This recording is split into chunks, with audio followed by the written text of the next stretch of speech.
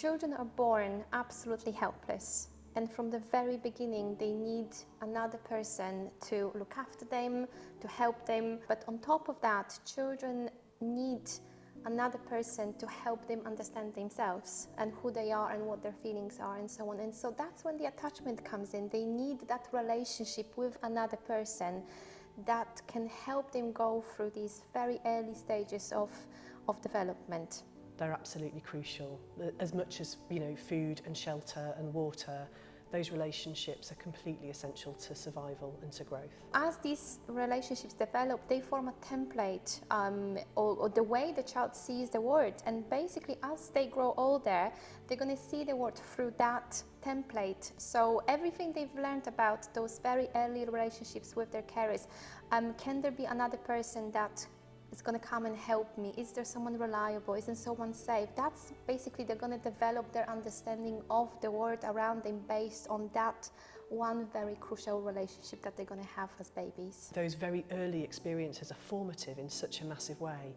Like, how do I relate to myself? Am I worthy of care? Am I worthy of love? How do I treat myself? I treat myself as I was treated because I understand that if I'm treated like that, that's because that's what I deserve. How can I expect other people to behave towards me? How do other people expect me to behave towards them? How can I keep people close? How can I keep myself safe? They will have learnt that.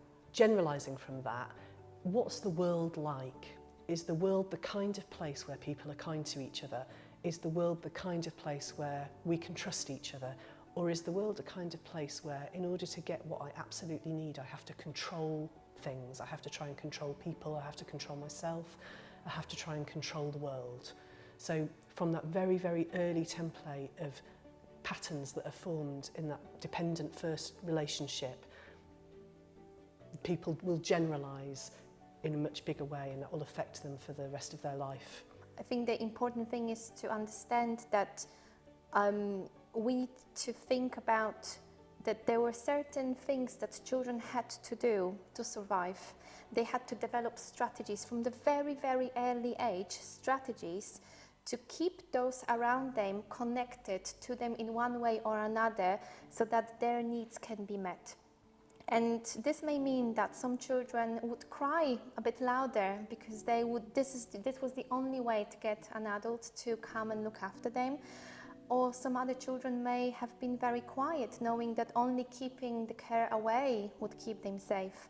But in either way, they would find a way to tweak their attachment pattern with their carer to keep themselves safe, and also to keep that attachment figure or the carer, the parent, connected to them in a sufficient way to help them survive. So just understanding the underlying intentions behind the child's behavior, understanding the reasons, the strategies that they have developed, that's what we truly really need to understand. And I think the main thing is often we have a child that comes straight from their birth family and they come into our house environment, and what we see is that suddenly they show certain behaviors that we are not okay with.